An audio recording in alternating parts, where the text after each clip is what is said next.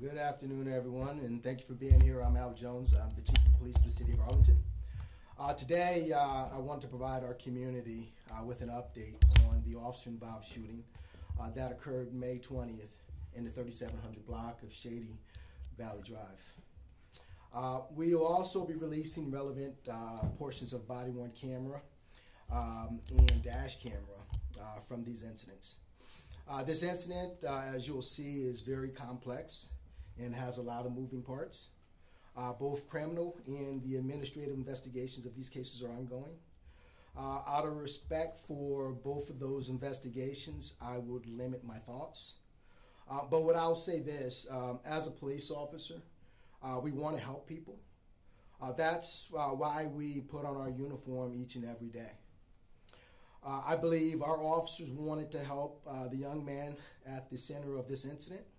In fact, he had multiple opportunities to accept the help and receive services that would have been beneficial to him. But instead, he chose to escalate the situation.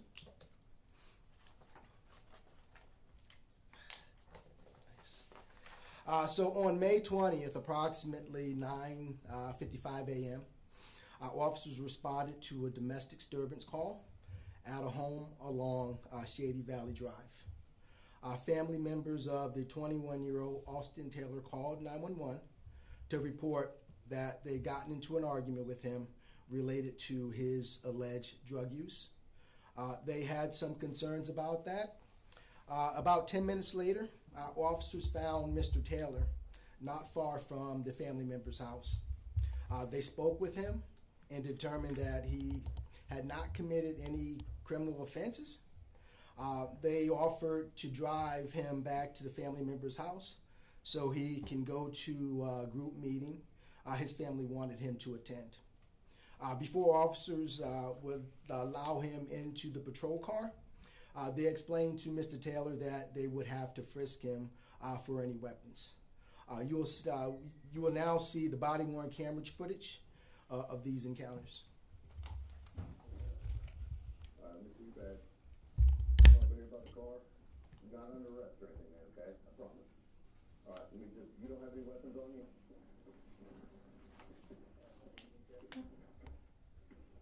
Sure you can. Subject takes to gunfoot. Got no reason to detain him. As you just saw, when officers attempted to pat down Mr. Taylor, he suddenly took off running. Because he was not under arrest, didn't have any active warrants, and had not committed an offense at that point, our officers did not pursue him. Instead, they went back to the family member's house to explain what happened. While they were speaking with the family members, another call came in over the radio from another nearby address. He's very agitated. Oh, I will. No problem.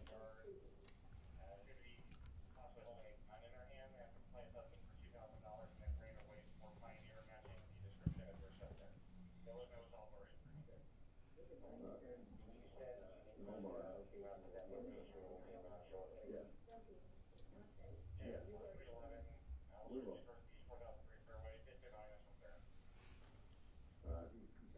Yeah. We're going to go take a look. A homeowner reported that an unknown man approached him while holding a handgun and asked for money. The homeowner was not harmed. He said the man quickly left the property without taking anything. Based on the suspect's description the homeowner gave, officers quickly realized this individual, Mr. Taylor. Now that they had information that he may have been armed, they began searching for him. Additional reports also started coming in from nearby golf course about a man holding a gun and running through the area. While officers were searching for him, the family members reported that Mr. Taylor returned to their home and was attempting to leave in a pickup truck. Are we setting suspect is back at the complaint location? The suspect is outside the house. Somebody went outside upstairs. Somebody is taking their car and driving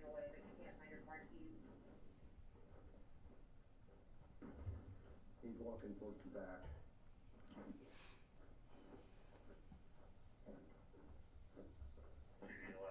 Austin, get on the ground.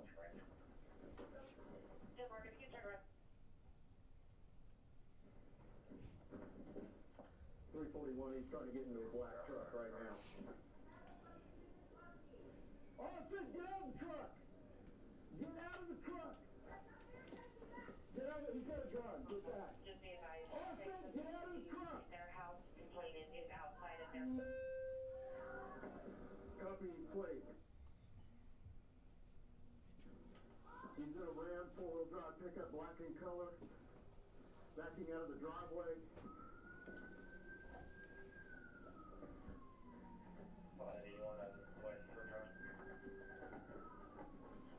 You can turn around to 1041 Shady Valley. He does have a gun on him. As you just saw, when officers arrived at the home, Mr. Taylor was in a pickup truck. He gave Mr. Taylor multiple commands to get out of the vehicle. Mr. Taylor ignored those commands and backed down the driveway. The officer reported seeing the handgun and got on the radio to let other responding officers know. Officers quickly located the pickup truck and attempted to pull over Mr. Taylor, but he did not stop and a pursuit was initiated. During the pursuit, Mr. Taylor fired a shot through his windshield towards an officer who was outside of his patrol car, posted ahead of where the pursuit was traveling. You will now see the body-worn camera and the dash camera of that officer.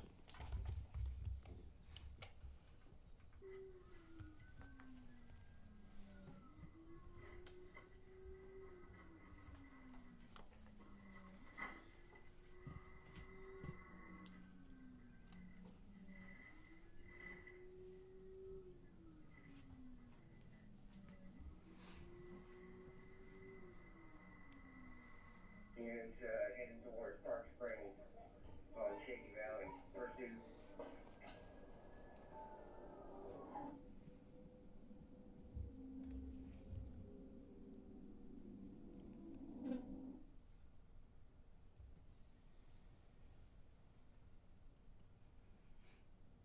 You can turn around to 1041 Shady Valley.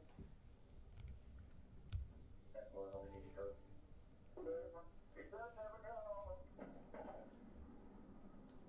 6 million, ready for you,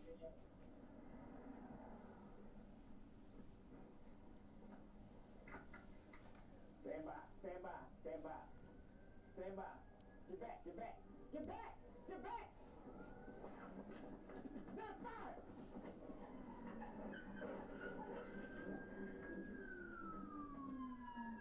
He just wrecked out! He just wrecked out!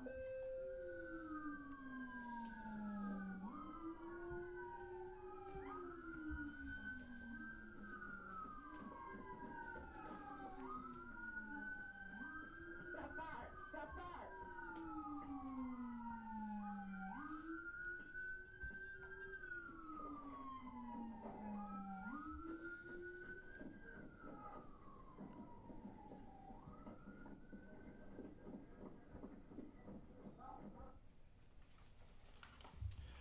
Fortunately, the officer was not injured. Moments after Mr. Taylor fired the shot, he collided with an SUV that was traveling along Shady Valley Drive. The driver of the SUV suffered non-life-threatening injuries. Following the crash, Mr. Taylor got out of the pickup truck holding a handgun and took off running. You'll see dash camera video of this sequence. I would like to note that one piece of evidence you'll see from these older patrol vehicles, which the clip is in black and white and has no audio.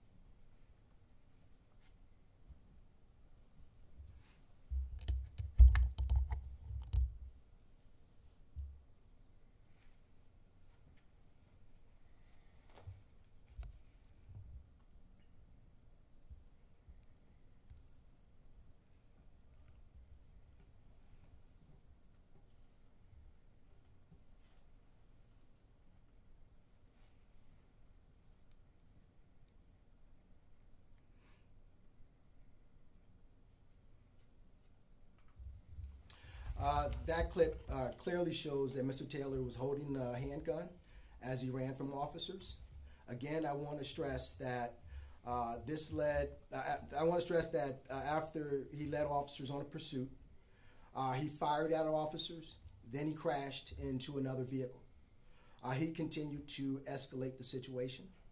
After the crash, Mr. Taylor ran to a home in the 3700 block of Shady Valley Drive and up a long driveway to a carport. Two officers approached the driveway and saw Mr. Taylor holding the firearm. During the encounter, both officers fired their service weapon multiple times. One officer fired a pistol, the other officer fired a rifle. You'll see their body-worn camera video. For those who are live streaming this, I want to warn the viewers of viewer discretion.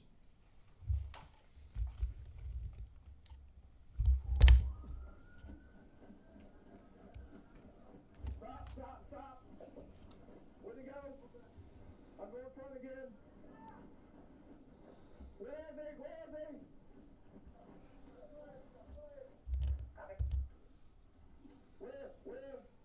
Where is he? He's in the backyard.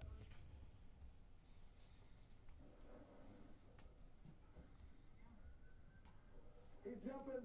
I think he's going over. Get out! Get out! Hey, under the truck! Under the truck! He's gotta go!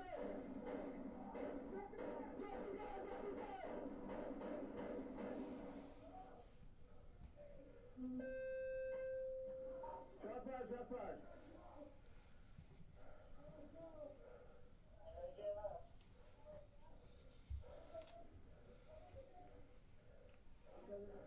Show me your hands now! Crawl out from underneath the truck, or we will fire again! Crawl! Deal!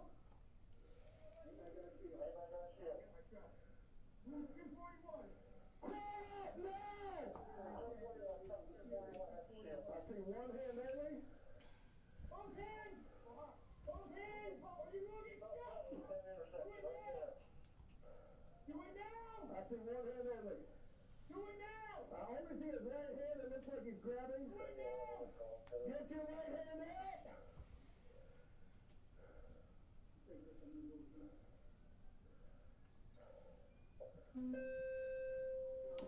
Stand by.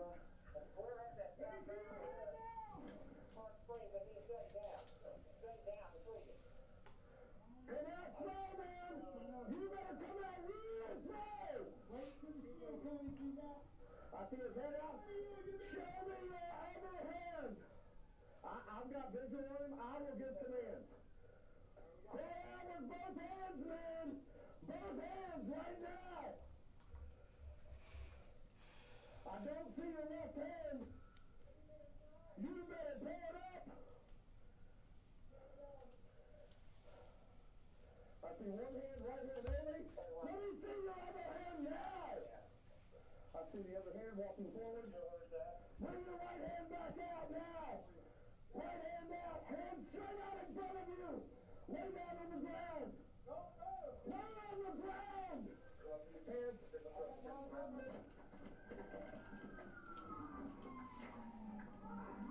Police!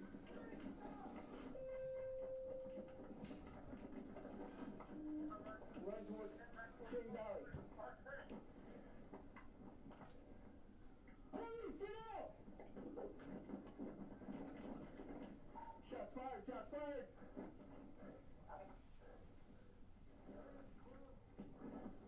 Back here. He's in the backyard.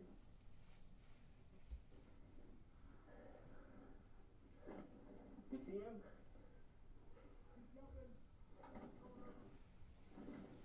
He may be jumping the fence for a face. You got a video? You got a video? Where's he at? Under the truck. Under the truck. He's got a gun. Drop the gun.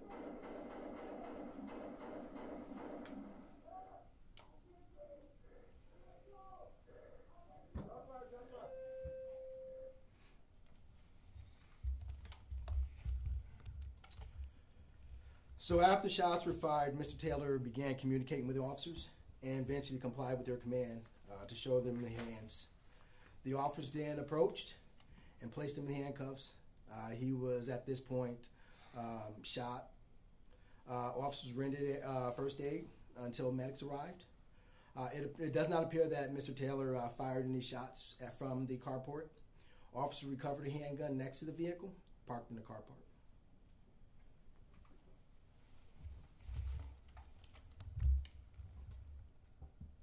Again. Keep your hands right there. I've got him. Stand by, cover. Do not reach for anything. I got legal. Put over on your belly now. Over on your belly. Cut over on your belly.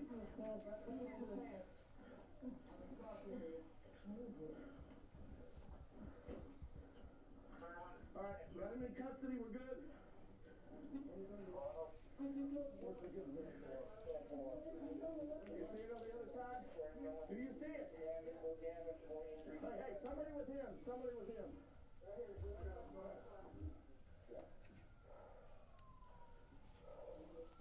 Where? Where are you at?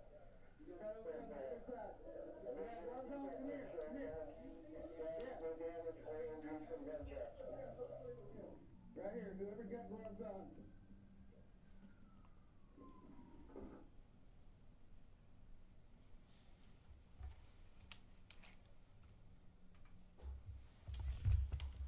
Mr. Taylor was transported to the hospital. He was shot a total of 3 times, 1 to the abdomen and 2 to the lower extremities. He has since been released from the hospital and was booked into the Tarrant County Jail. During the course of the investigation, we learned that when Mr. Taylor returned to the family member's house, he also fired the gun at the neighboring house.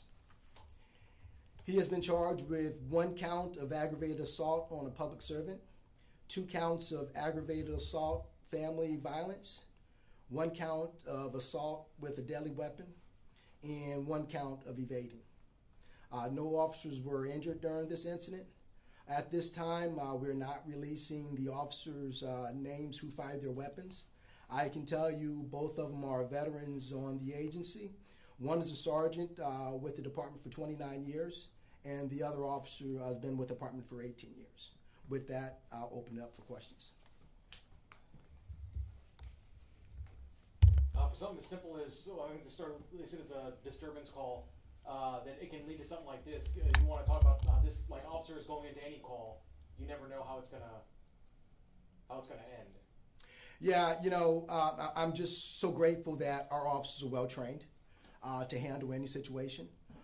For something as simple as this, it could turn on the drop of a dime, where we have to actually use deadly force. It's unfortunate. But what I will say this, though, we didn't escalate that.